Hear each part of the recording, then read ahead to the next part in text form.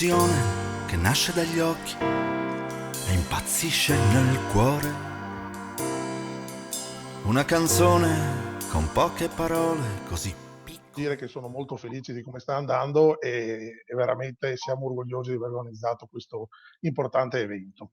Presento i nostri ospiti, che sono Sara Bertelli, che è psichiatra, è responsabile dei servizi di studi alimentari presso Santi Paolo e Carlo Milano, e soprattutto presidente dell'associazione Nutrimente, che è un'associazione di professionisti che fa parte anche del coordinamento nazionale, che ha questa caratteristica di avere anche associazioni di professionisti al suo interno.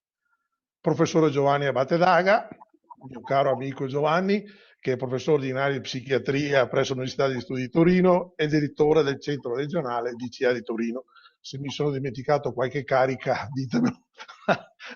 Penso che comunque siete veramente soprattutto due bravissimi professionisti e due brave persone che ci aiutano molto nel lavoro del coordinamento. Quindi vi do la parola, abbiamo mezz'ora di tempo.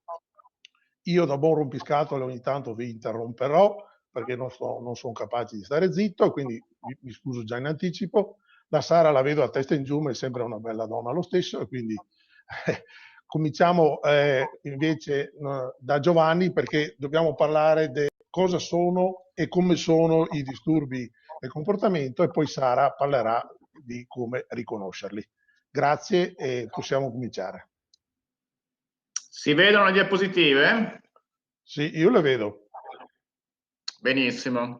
Allora, grazie. Beh, grazie, davvero una bellissima iniziativa piena di idee, di competenza, ma anche di emozioni. Da Patrizia a Emanuele è stato davvero bellissimo e toccante. A me tocca una parte che sarebbe molto grossa, ci vorrebbe un corso di formazione per questo, quindi darò solo alcune informazioni, non si può spiegare cosa sono e come riconoscere i disturbi alimentari assieme a Sara in mezz'ora, quindi vi do davvero una carrellata di qualche notizia. Beh, innanzitutto anche la scienza o i criteri diagnostici si sta accorgendo che il fenomeno è più complesso. Le diagnosi sono passate da 3, di cui poi 2 perché era una categoria a cestino, come vedete a un numero molto più cospicuo. Qua ne riportate 7, ma in realtà sono 8 perché le ultime 2 sono accorpate. Il fenomeno è davvero in aumento, per anni si discuteva se era in aumento o no, gli ultimi lavori ci dicono, guardate la freccia, che rispetto agli anni, inizio anni 2000, la prevalenza, cioè tutti quanti malati in un determinato anno, era sul 4% della popolazione generale, adesso arriviamo all'8%, con quel fenomeno di abbassamento di cui abbiamo definito, di età. Questo è un nostro lavoro ormai vecchissimo, che è un lavoro del 2000. Se può mettere le slide a schermo intero, per favore. Ah, certo, sì, scusate. Grazie. Sono partito, vede? È l'emozione. Sì, siamo un po' emozionati. Grazie. Allora, no, scherzo, insomma, è una bieca di dimenticanza da deficit cognitivo.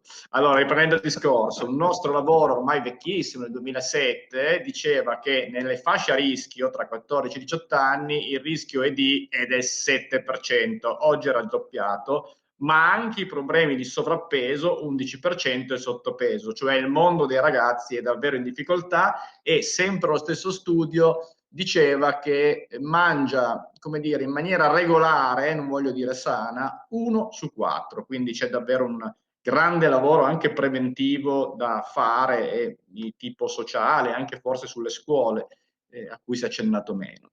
Il problema in sanità è proprio arrivare alle cure. Mediamente, prima che un soggetto chieda aiuto, gli studi ci dicono in tutto il mondo passano 2 anni.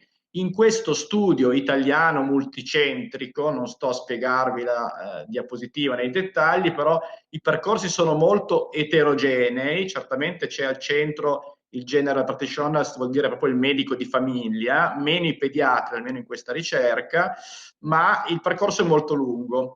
Cioè passa dal contatto col primo medico in sanità all'arrivo al centro specialistico corretto, in media 1 anno, e questa media vale un po' per tutti i disturbi. Un po' meglio al nord, un po' peggio al sud. Mediamente al nord si vedono 2 specialisti prima di arrivare al centro corretto, multidisciplinare, e al sud 3. Quindi davvero c'è un lavoro da fare su questo. Prego, vai. comincio a rompere subito. Sì, E sì, vai, vai. questo è uno dei temi molto importanti e molto gravi del tempo che si perde per avere l'intervento dell'equipe specialistica. Proprio per quello noi abbiamo fatto questo opuscolo, perché i medici di base e i pediatri di base siano più informati e più velocemente passino alle equipe multiprofessionali specialisti. Grazie, vai pure. Esatto, cioè bisogna fare la diagnosi precoce ma anche l'invio precoce. Dopodiché, visto che si è aperto un dibattito sacrosanto, prima si interviene meglio è, ma ricordiamoci però che alcuni ragazzi e ragazze hanno bisogno anche di tempo per maturare una motivazione. Questo lo dico non per perdere tempo, l'intervento deve essere subito intensivo, incominciare da subito a far crescere questo, ma per dire c'è speranza, i ragazzi si muovono, si motivano, possono lavorare. Alcune persone lo fanno prima, alcune persone lo fanno dopo, quindi non vorrei neanche che passasse il messaggio passati un po' di anni non si può fare più nulla, anzi, no? Magari alcuni ragazzi diventano veramente disponibili per questo, ma questa è una parentesi grazie a quello che hai detto. Ovviamente le diagnosi sono dopo, ma le cause sono davvero complesse, questi 4 punti ci tenevo molto a mettere nel libretto, in una parte che ho scritto e mi sembrano importanti. Io amo dire che le cause in psichiatria e nei disturbi di alimentazione sono un po' come giocare a Shanghai, no? Ogni volta che fai cascare un insieme di bastoncini, ogni volta cadi in maniera diversa e in quel caso lì devi vedere quali bastoncini toccare e come muoverlo. Quindi davvero i problemi delle malattie mentali sono una causalità eterogenea e complessa dove giocano una serie di fattori da vedere da caso a caso. Stesso quadro clinico, spesso storie molto molto differenti e percorsi differenti. Andando I falsi miti, Giovanni, vai. scusa, ecco, questi falsi miti qua che indicavi, che hai indicato nel libretto, per me sono molto molto importanti, perché veramente bisogna sfatarli questi, perché tante volte io l'ho passato anche sulla mia pelle, perché sono un genitore di una ragazza che sta per morire di anoressia, e quindi lo dico con estrema franchezza che spesso la famiglia viene vista come colpevole, eccetera, o anche invece la vulnerabilità genetica, che è un ruolo rilevante, come scrivi te, e effettivamente studiando si può effettivamente vedere che c'è. Grazie. Sì, poi 2 elementi su questo. Allora, la famiglia ovviamente entra in conflitto perché vuole che la ragazza si curi, quindi non bisogna confondere lo stato di malattia che causa il conflitto come il conflitto che origina il disturbo. Primo errore, secondo me, su questo punto. Secondo, ragazzi, sono adolescenti, anche con i miei figli che non hanno un disturbo alimentare, almeno per ora faccio delle battaglie epiche e se fossero qua vi direbbero no, ieri eravamo al consiglio di classe con mia figlia che sentiva papà sei imbarazzante, stai zitto, ci fosse stato un mio collega che giudica le famiglie avrebbe detto ecco, tua figlia ha problemi perché eccetera eccetera, cioè non bisogna essere ingenui, davvero è un mondo complesso. Poi nelle cure, questo è importante dirlo, noi diamo molta attenzione a questi vissuti, cioè questo è un discorso però che mi porta a divagare e semmai lo riprendiamo in discussione, cioè viene preso molto sul serio quello che dice il ragazzo, sui genitori o su altro a prescindere perché entra in quella sofferenza mentale, sofferenza psichica, dolore mentale di cui Pierandreo ha benissimo parlato e su questo mi trova molto concorde, ma siccome tendo a divagare vado dritto con le diapositive, proviamo a vedere soprattutto per i medici presenti che si vogliono formare quali sono le diagnosi. 2 diagnosi di tipo infantili, pica e disturbo da ruminazione.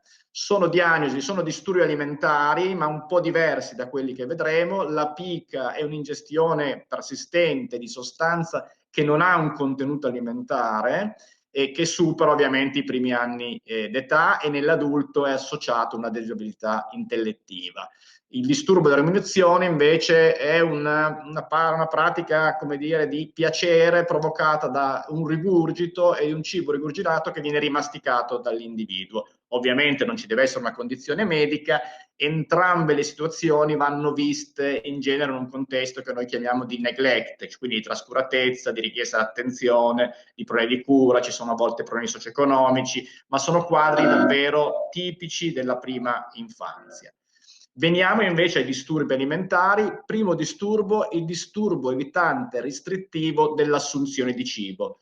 Questo è un disturbo alimentare puro, vale a dire che manca l'altra componente che vedremo bene nei disturbi, che è invece il problema con l'immagine corporea. Quindi qui parliamo solo di un disturbo di cibo, spesso l'insorgenza è in età infantile o nella primissima adolescenza, ma tendono a protrarsi. Cioè l'individuo sviluppa un problema col cibo, per cercare di semplificare, almeno su 3 grandi argomenti: o non ha interesse verso il cibo, è inappetente, ma sotto c'è un motivo psichico, oppure evita il cibo perché è schizzinoso, disgustato, ma non è solo un atteggiamento di personalità, questo problema è molto importante, oppure, e questo quadro si vede più frequentemente negli adolescenti, è preoccupato per le conseguenze spiacevoli che può avere l'alimentazione. Per esempio, è preoccupato di vomitare e quindi tende a non mangiare.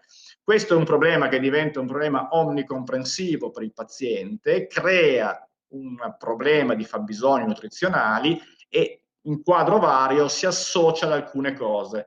Ci può essere una perdita di peso significativa, oppure una carenza nutrizionale, oppure la dipendenza da nutrizioni artificiali, cioè mangia solo l'integratore, non riesce ad andare quindi fuori con gli amici, e quella importante alterazione psicosociale che ha a che fare con la sofferenza. I quadri possono essere uno di questi 4 o anche più associati. Uno studio interessante ci dice che nell'ambulatorio di gastroenterologia di pediatria il 2,5% dei bambini hanno questa diagnosi certa, e se andiamo a vedere anche l'alono dei diagnosi possibili, il 4%. Quindi sono davvero tanti, sottodiagnosticati, tendono a cronicizzare e quindi vanno curati, e possono essere un fattore di rischio poi in età più avanzata per un'insorgenza di disturbo alimentare di tipo anoressico bulimico. Anoressia nervosa, 3 criteri: una restrizione del cibo e un basso peso, e questo è un limite della diagnosi, quindi non fidatevi troppo del basso peso, guardate soprattutto la restrizione del cibo. E poi il motore della patologia. Il motore della patologia è un'intensa paura di aumentare di peso, che però cresce a valanga al perdere del peso. Questo distingue la ragazzina che magari ha uno screzio, un inizio, ma che dopo magari delle pratiche di questo tipo un mesetto si rasserena, e invece la ragazza che per motivi di sofferenza entrerà in questo problema in cui la paura di diventare grassi diventa sempre più forte e estrema, anche magari a 40, 35 kg, a 30, e quindi dobbiamo cogliere l'intensità e la qualità di questa paura. E poi un'alterazione del modo in cui vivi la tua immagine corporea, che è forse il vero problema. Qualcuno in chat diceva prima è un precursore del disturbo alimentare, giusto, perché la problematica per i ragazzi è l'immagine corporea e conseguentemente solo dopo col cibo, ma molto molto importante. Anche qui ci sono più varietà di avere alterazioni dell'immagine corporea. C'è la ragazza che anche a 25 kg si vede grassissima, altre ragazze riconoscono, o ragazzi, il loro stato di magrezza, ma dicono io sto bene così, è uno stile di vita, non sono malata, quindi negano la malattia. Altre dicono sì, io sono magrissima, lo vedo anche, ma non fatemi prendere peso se no mi ammazzo. E quindi vi è un'alterazione nel modo in cui si vive il corpo, non più un corpo che deve essere sano ai nostri occhi, ma un corpo che deve essere magro, pena una sofferenza psichica gravissima. Ci sono, non ho citato la menorrea, non è più un criterio, però guardate che come clinico vi consiglio sempre di valutarla, perché l'assenza anche precoce del ciclo mestruale può essere un indice di una malnutrizione di tipo anoressico. Vi sono 2 sottotipi, uno con restrizione, cioè una diminuzione dell'introito calorico che prosegue nel tempo, mesi o anni, e non ci sono altre pratiche se non a volte la ragazza o ragazza possono avere anche un'iperattività fisica, che anche qua cresce quando in fase acuta è perdita di peso, diventa anche incoercibile ore e ore allo scopo di dimagrire, ma anche le ragazze vi dicono a scopo ansiolitico, con un'altra sottotipo, un'altra tipologia di ragazze che restringono sulle alimentazioni, ma in certi periodi si abbuffano e poi vomitano o prendono farmaci per dimagrire. E questo è molto pericoloso perché dà il rischio dell'ipokaliemia, come spiegheranno probabilmente i colleghi che verranno, cioè è un rischio maggiore di arresto cardiaco nei casi gravi. Anche da ricordare l'abuso di diuretici e l'abuso di ormoni tiroidei. Nei casi non sono tanti, ma quelli che lo fanno in maniera estrema, tostissima. Arrivano a pigliare anche 10 pastiglie, 20 pastiglie di Euthyrox da 100, quindi con tutte le alterazioni di gravità e i rischi per la vita che questo comporta. Invece c'è un criterio di gravità nei criteri che è sbagliato, molti lo dicevano in chat e concordo pienamente, che è il peso valutato come indice di massa corporea o BMI. Questa è una stupidaggine. Il peso non ci dice molto sull'individuo. Vai Stefano. No, dicevo, il BMI è sempre stato considerato un dogma, nel senso non è una cosa, stai dicendo una cosa importante? Vai. Ok, quindi non vedetelo, ovvero vedetelo, cioè è chiaro che se un BMI di 13 la situazione può essere critica, tutto, ma non è, e al contrario, non dovete pensare che non è grave un ragazzo che magari è normopeso, ma partendo dagli 80 è arrivato a 60 rapidamente, quello è una persona gravemente sofferente, gravemente malnutrita. Magari una ragazza che è stabile da 1 anno su 16 va curata, ma ha una minore urgenza medica e come diceva Pierandrea, magari anche come sofferenza psichica, come dire, non è così devastante come l'altro caso. Quindi non prendete il BMI come un indice di gravità per decidere della velocità e la rapidità di intervento e per la gravità. Purtroppo le guide in questo sono molto teoriche, perché poi c'è una dissociazione a volte tra chi studia, non nel nostro paese, ma specialmente nei paesi anglosassoni, e chi invece fa pratica clinica. Bulimia, rapidamente. La bulimia invece ha un sintomo molto forte che è la buffata, dove, come sapete, le ragazze mangiano in breve tempo una grandissima quantità di cibo, spessissimo senza provare gusto, spesso anche senza ben ricordarsi con quello che mangiate, e vi dicono ho perso il controllo. Le famiglie lo sanno bene perché a volte chiedono interveniamo, non interveniamo, sanno quanto è drammatico avere una figlia che sia buffa, se interviene alcune si arrabbiano, alcune te lo chiedono, ma poi si litiga, insomma non si può fermare la buffata, bisogna prevenire, bisogna curare, ci sono delle tecniche, ma non è questo il momento di dirlo. Seguono nel 90% dei casi delle condotte purgative, ovvero vomito autoindotto, sovente con abuso di nuovo di farmaci rilassativi. Un 10% delle ragazze bulimiche compensa con 1 o 2 giorni di digiuno o con un'estrema attività fisica conseguente alla buffata.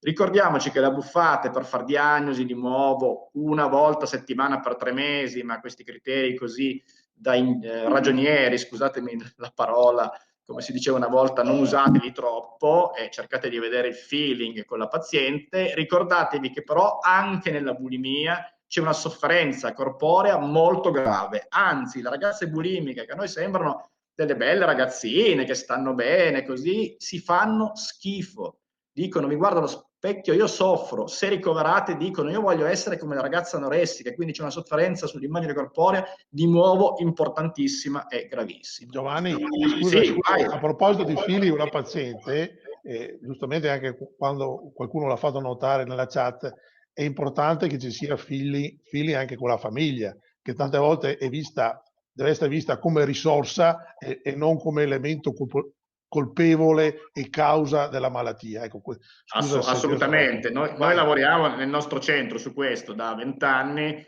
un terapeuta per la famiglia, un terapeuta, noi lavoriamo sui ragazzi dei 16-17 anni in più, quindi in avanti, quindi su ragazzi, adolescenti e adulti. Uno alleato del ragazzo, uno alleato dei genitori, perché insieme, no, è chiaro che c'è tutta questa dinamica, si rischia schiacciati, bisogna dare sostegno a entrambi in maniera separata, in un'equipe ovviamente che poi mette insieme i pezzi, e ogni tanto fare delle riunioni insieme in cui si dice, l'ultima l'ho fatta ieri mattina, su una ragazza che dopo 2 giorni voleva andare via dal ricovero, mi ha convocato la famiglia, la ragazza, no, come sapete 1 ora e 3/4, quindi pezzi separati che si mettono insieme, ma per dare, non per dividere, ma per dare lo spazio giusto da un lato alle famiglie, da un lato ai ragazzi e ragazze sofferenti. Dicevo, bulimia nervosa, ci sono dei criteri di gravità, anche qua, questo è un po' più sensato, vanno a valere quante... Scusate, vi ricordo un paio di minuti alla fine dell'intervento. Vado a finire. Poi scusa Giovanni, ma poi abbiamo altri 15 minuti per Sara. Sì, condotte purgative, assolutamente. Ultimo disturbo che facciamo, disturbo da binge eating. Il disturbo da binge eating ha la buffata ma non ha condotte eliminatorie, ma spesso, già per Andrea lo diceva, ha quelle caratteristiche di mangiare in un certo modo con perdita di controllo e di vergognarsi, sentirsi imbarazzati, depressi, avere delle difficoltà relazionali. È molto importante vedere la sofferenza del disturbo da binge eating, che spesso è anche una comorbilità, spesso c'è una depressione associata, c'è un disturbo d'ansia e c'è un'alterazione della qualità della vita. Il binge eating da solo spiega a volte un terzo o la metà dei disturbi presenti. Ci sono anche qua dei livelli di gravità su quante sono le abbuffate a settimana, e vi sono però delle categorie che diciamo con altra o senza specificazione, che però sono importanti. Un'anoressia in cui magari non c'è ancora il sottopeso, la bulimia che non c'è ancora di durata, non sottovalutate. Cioè, se c'è un disturbo alimentare, non fate la finezza dei manuali diagnostici. Come diceva giustamente la collega De Panfilis, inviateli al centro specialistico, perché spesso questi disturbi peggiorano, o anche se non peggiorano sono fonti di grande sofferenza. Lasciamo perdere quest'ultima etichetta, finisco con un annuncio positivo, una bella notizia. Sta nascendo anche a Torino, mancava, un'associazione di familiari. Questo è il logo che hanno fatto e questo è il nome, secondo me molto denso di riflessione, che è Lo Specchio Ritrovato. Vi ringrazio. Grazie, do la parola alla Sara. Grazie.